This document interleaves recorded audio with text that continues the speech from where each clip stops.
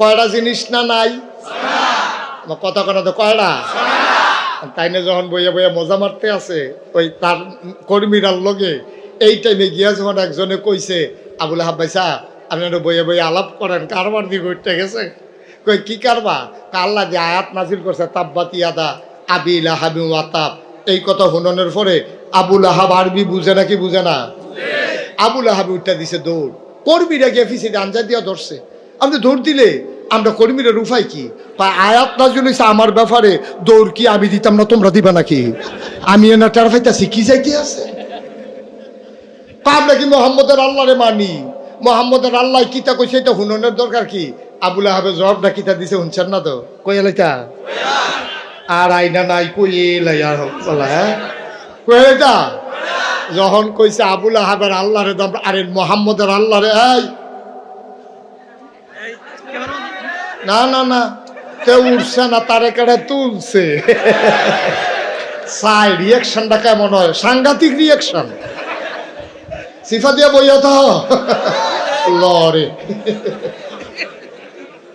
বোয়াতে হুঁচা লইব কতক্ষণ পরে লরে খালি দিনটা ভালো যেতেছে না রে। আমিন কও আবুল আহাবে কি বোয়াত রয়েছে না দৌড় দিয়া লাইছে? কর্মীরা গিয়া পিছিয়ে আঞ্জা দিয়া ধরছে। আপনি দৌড় দিয়া লাইলে আমরা রুফাই গীতা কারে বড়া আমি দৌড় দিতাম না তোরা দিবি। মোহাম্মদের আল্লাহ আয়াত নাজিল করছে আমার ব্যাপারে, তা আমি কইতাম না কইব কেডা? আর দৌড় দিতাম না দিব কেডা? কারণে দৌড় দেন গিতে আমরা কি মোহাম্মদের আল্লাহরে মানি? এবার আরে মানি না, বিশ্বাস করি না, তারপরে যা মরে ধরে থাকুক তো এটা আপনার হুন্ডা লাভ কি? আবুল আহাবে কিতা কইছে জানে? আবুল আহাবে কয় রে তোরা যেমন মোহাম্মদের আল্লাহরে মানুষ না, আমিও তো মানি না, কিন্তু চিন্তার বিষয় হলো এই পর্যন্ত খেয়াল করে দেখছি মোহাম্মদের আল্লাহ যা কয় তাই হয়। সুবহানাল্লাহ। হয় নাকি হয় না? হয় নাকি হয় না? আমরা আল্লাহ যেটা কয়লে হয়নি রে, হয়নি কথা আটকা হয় না। আমরা তো শুরু থাকতে যে কেউ লোকে কেউ কাজে লাগলে কইতে আল্লাহ জন্য ঠেলা ফেলে জায়গা ফুটে যায় তার লাউ গাছটা বেড়ে এই জন্য ফটো হয়ে যায়। কিন্তু আল্লাহর বিচার আল্লাহর ফায়সালা এরকম ধরে ধরে ধরে না, ধরলে আল্লাহ খুব সাংঘাতিক বিষয়। আর এমন ধরা ধরা আরে সাদিদ শক্ত কঠিন, উফরি দিয়ে দেখবা ঠিক রয়েছে ভিতরে দিয়ে গুঁড়ো হয়ে গেছে এই কার পর কি আছে। সুবহানাল্লাহ কয় না?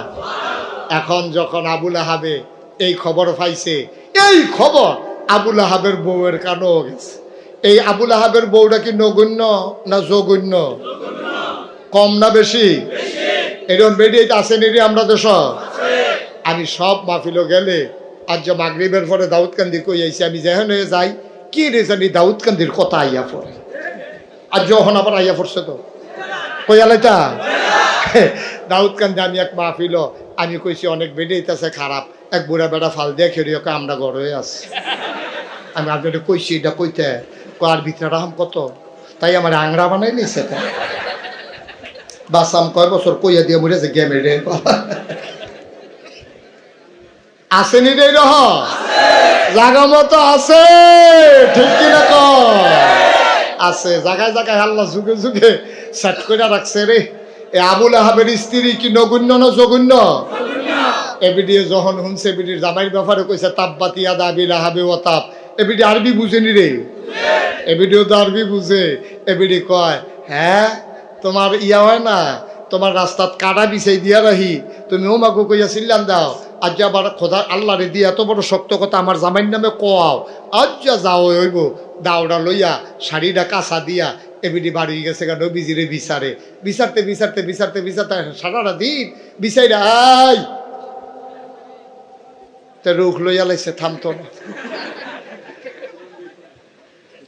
আমিন বলো, জোরে বলো। এবার এবিডি সারাটা দিন বিচাইরা যখন পায় না, শেষ পর্যন্ত দেখে যে নবীজি আর আবু বকর ফাঁসাফাঁসি হাঁটতে আছে। আবুল আহাব এর স্ত্রী দাউলে আগাইতে আছে। নবী আবু বকর সিদ্দিক রাদিয়াল্লাহু তাআলা আনহু উনি কয় ইয়া রাসূলুল্লাহ সর্বনাশ, সহাল থেকে বেরি দাউলে আবার হইছে। আর আজ যখন আপনার সামনে ফুরে গেছেন গা, লক্ষণ খারাপ, বেডিটা তো বেশি সুবিধার না, আপনি কুপটুপ দিয়া লাই। নবীজি মুসকে হাসি দিয়া কয় আবুল আহাব আবু বকর, এই আবুল আহাবের স্ত্রী দেখবা তোমারে দেখবে, আমারে দেখবে না। সুবহানাল্লাহ বলবেন না? আল্লাহ বান্দাকে এইভাবেই হেফাজত করে। সত্যি সত্যি আবু বকর সিদ্দিকের সামনে আইয়া আবুল আহাবের বউ জিজ্ঞেস, ও লগেরটা কো, লগেরটা কো? কয় কার কথা জিগান? কয় মোহাম্মদ। কয় আছে তো। কয় কই আছে? সহাল থেকে বিচারতাছি পাই না। আবু বকর সিদ্দিক মনে মনে কয় দেখে না। সুবহানাল্লাহ কয় না? নবীজি লোকে দিয়া তার দেখে না তো। খেলা তো আল্লাহ, খেলা কার? কতখানে খেলা কার? আবুল আহাবের স্ত্রী সারাটা দিন আল্লাহ নবীকে তালাশ করলো, পাইল না। ও মুসলমান, ইসলামটা এমনই হয়, কখনোই মুসলমানদেরকে আল্লাহ যাদের জিম্মাদারি নেয়, কোনো দিন কোনো মানুষ তাকে অবদস্থ অপমান করতে পারে না, ঠিক কিনা? লম্বা ঘটনা, ওইটা বলা আমার উদ্দেশ্য না। নবীজিরে এই কাফেরারা কতভাবে যে নির্যাতন করছে, কতভাবে যে নির্যাতন করছে, একটা কথা বলেই আমরা শেষের দিকে চলে যাব। টাইম হইল 1.5 ঘন্টা। কয় ঘন্টা? এটা মাথার রেখে ওয়াজ করন লাগবো। পরে মেঘাইলে আল্লাহরে কিচ্ছু কখন দিত না, ঠিক নিও? টাইমের ভিতরে শেষ করা। আমি আর এই শেষের দিকে যাই। এই নবীজি এইরকম অত্যাচারের পরও 13টা বছর আমরারে কি অত্যাচার করছে, অত্যাচারের দূর করছে। অনেকক্ষণ মাহফিলে দাওয়াত দিলে কইছে এই হুজুর আনলে মাহফিল করণ যাইতো না, না হইলে ওই মাহফিল করে নামতাম লইছি, এক রাস্তা দিয়ে পুলিশ কেড়ে রইছে, ঘুরে আরেক রাস্তা দিয়ে যাওয়ান লাগছে দূরে তো কেন। এরকম না হইলে ডায়াবেটিসের রুগী যখন ঘুরে আটলাম, খারাপ কি? হ্যাঁ, এমনি এমনি না হইলে চলন লাগছে আর কি। কিন্তু দেখেন কি নির্যাতনটা নবীর উপরে। নবীজি বইয়া রইছে কাবা করে হেলান দিয়া, কাবা করে হেলান দিয়া নবীজি বইয়া রইছে। এমন সময় নবীর চরম দুশ্মন আবু জেহেল আইয়া সেরা দেখে যে নবী বইয়া রইছে, হেতে সাইডো ফেল চাইয়া আবু জেহেলে দেখছে যে কেউ নাই, চতুর্দিকে চাইয়া আবার নবীজির কাছে গেছে। গিয়া সেরা উমা ঠুস করিয়া এই ফিটা দিয়ে মাথাটা বাড়াই লাইছে। নবীজির কপাল দিয়া ফিটকি দিয়া রক্ত ছুটছে। হেতে এই নবীজিরে চাদর দিয়া এমন একটা ফেস দিছে, ফেস দিয়া নবীজির একটা শ্বাস বন্ধ হইয়া মারা যাওয়ার মতো, চোখ বড় হয়ে গেছে, গাল লাল হয়ে গেছে। নবী ছটফট শুরু করছে। শেষ পর্যন্ত অনেক কষ্টে নবীজি ছুটছে। সুবহানাল্লাহ কইতেন না? নবীজি ছোটার পরে দূরের থেকে একটা বুড়া বেরিয়ে দেখে লাইছে মোহাম্মদের উপরে এই নির্যাতনটা। বেডিটা আবার নবীজির খুব ভালোবাসতো, পছন্দ করত, আদর করত। দেখে সেটা বেডিটা রাস্তাত খেলে রইছে। আল্লাহর কি কুদরত, এমন টাইমে শিকার শেষ করে বনে জঙ্গলে শিকার কইরা এই বাড়ি আমির হামজা গাইতে আছে, ঘোড়ায় সইরা টকবক টকবক টকবক করে আইতে আছে। বেডিটা গিয়ে সামনে দিয়ে খেলুইছে, খেলুইয়া কইতেছে, বেড়া তোমরা কি বেড়ায়, তোমরা কি শৈল রক্ত আছে? বেডিটা কইতে আছে। কই কি হইছে? আরে বেড়া মোহাম্মদের বাপ নাই দেখা, আজ আবু জেহেলের মতো মাইনসে তোমরার মতো চাচা থাকতে আবু জেহেলে মোহাম্মদ রে গলার মধ্যে সাদ্দুর দিয়ে ফেস দিয়ে হালাই দেয়, আর তুমি আসো ওই হরিণ শিকার লইয়া তোমার বাতিজারে বাইরালায়, এটাই করো। আমির হামজা মক্কার বীর পুরুষের অন্যতম একজন বীর পুরুষ। তিনি আস্তে করে ঘোড়ার পিঠ থেকে নেমে কাবার কিনারে গেলেন। গিয়া দেহে আবু জেহেল বই বই হাসতে আছে। মনে করছে নবীজিরে মারছে, শুনলে আবু জেহেলও তো তখন কাফের, তো খুশি হইব, এই মনে করে কইতাছে আবু আমির হামজা ঘটনা একটা ঘটাই লইলাম। কয় কি করছো? কয় তোমার বাতিজারে যেমনি ফেস দিসটা কোনো মতে বাচ্চা গেছে, বাসনের কথা না, কোনো মতে টিক্কা রয়েছে। কয় কারে ফেস দিছ? কয় মোহাম্মদ রে। কয় কোন মোহাম্মদ? কয় তোমার বাতিজা মোহাম্মদ। আমার বাতিজা মোহাম্মদ রে তুমি ফেস দিয়া মাইরালাও, আবার আমার কাছে খবর কও কেমন বেড়ারা। আর রক্ত আগুন লেগেছে, লেগেছে রে লেগেছে, রক্তে আগুন লেগেছে, লাগিয়ে গেছে জায়গা মতো। আবার আস্তে কইরা ধনুকটারে টান দিয়ে আবার করে একটা ফিটা দিছে, সেরেত কইরা রক্ত ছুটে ওমাগো কইয়া আবু জাহেল আমির হামজা কয় সাবধান, মনে রাইখা চইল বাতিজার বাপ নাই, আমরা মরে যাই নাই। সুবহানাল্লাহ বলবেন না? আমির হামজা বাড়িতে গেলেন, খুঁজে আল্লাহর নবীকে বের করলেন। আল্লাহর নবী তখনও বিমর্ষ, মন তার বড় খারাপ।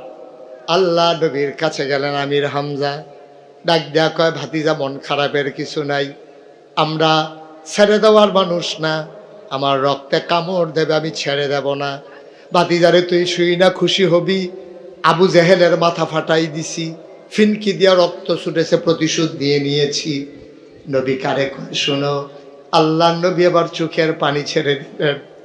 এতক্ষণ নবী কাঁদেন নাই, আল্লাহ নবী এবার চোখের পানি ছেড়ে দিলেন। ডাক দেয়া কয় চাচা আপনি কি বললেন আমি বুঝি নাই। কই তোমার চাদর দিয়ে পেঁচ দিয়ে ফেলে দেওয়ার কারণে আমি তার প্রতিশোধ নিয়েছি, আবু জেহেলের মাথা ফাটিয়ে দিয়েছি। তুমি কি ভাতিজা খুশি হও নাই? আল্লাহ নবী কাঁদে, ডাক দেয়া কয় চাচা কার মাথা রইল কার মাথা গেল, এতে মোহাম্মদ খুশি হয় না। মোহাম্মদ এই প্রতিশোধ নেওয়ার জন্য দুনিয়াতে আসে নাই। ফাবিমা রাহমাতিম মিনাল্লাহি লিনতা লাহুম ওয়ালাউ কুনতা ফাজ্জান গালিজাল কলব লানফাদ্দু মিন হাওলিক ফাআফু আনহুম ওয়াস্তাগফির লাহুম ওয়াশাবিরহুম ফিল আমর ফাইজা আযামতা ফাতাওয়াক্কাল আলাল্লাহ ইন্নাল্লাহা ইউহিব্বুল মুতাওয়াক্কিলিন। আমি নবী প্রতিশোধ নেওয়ার জন্য আল্লাহ আমাকে পাঠায় নাই, দয়া করে আমার মনটাকে আল্লাহ নরম বানিয়ে দিয়েছেন। ও চাচা আপনি আবু জেহেলের মাথা ফাটাইলে আমি খুশি হয়ে যাব, এটা আপনি কেমন করে ভাবলেন, কেমন করে চিন্তা করলেন? কয় তাইলে তুমি কিসে খুশি হবা? আল্লাহ নবী চোখের পানি ছেড়ে দিয়ে কয় চাচা আমি খুশি হব সেই দিন যেই দিন দেখবো আপনি কলেমা খচিত পতাকার তলে এক হয়ে গেছেন, যেই দিন আপনি কলমা পড়ে নিয়েছেন সেই দিন আমি খুশি হব। আমির হামজা ডাক দেয়া কয় ও মোহাম্মদ হাতটা বাড়াই দাও। আল্লাহ নবী হাত বাড়িয়ে দিলেন, আমির হামজা সাথে সাথে কলমা পড়ে মুসলমান হয়ে গেলেন। লা ইলাহা ইল্লাল্লাহু মুহাম্মাদুর রাসূলুল্লাহ সাল্লাল্লাহু আলাইহি ওয়াসাল্লাম। সুতরাং বাংলাদেশে কারা নির্যাতিত হলো, কারা মামলা খেলো, কারা জেলখানায় গেল, ইসলামী আন্দোলনের নেতা কর্মীরা ওই প্রতিশোধ নিয়ে কখনো খুশি হতে পারে না। খুশি হবে তখনই যখন দেখবে 56,000 বর্গ মাইলের বাংলাদেশে টেকনাফ থেকে তেতুলিয়া, রূপসা থেকে পাথুরিয়া আকাশে যখন কলেমা খচিত পতাকা পথ পথ করে উঠবে, আর মানুষ পাবে স্বাভাবিক মৃত্যুর গ্যারান্টি, আর ইসলাম কায়েম হয়ে যাবে। তৃণমূল পর্যায় থেকে শুরু করে রাষ্ট্রের সর্বোচ্চ পর্যন্ত ইসলাম যেদিন কায়েম হবে সেই দিন মধ্যে মুজাহিদেরা খুশি হবে, থেমে যাবে। এর আগে না, ঠিক কিনা বলো?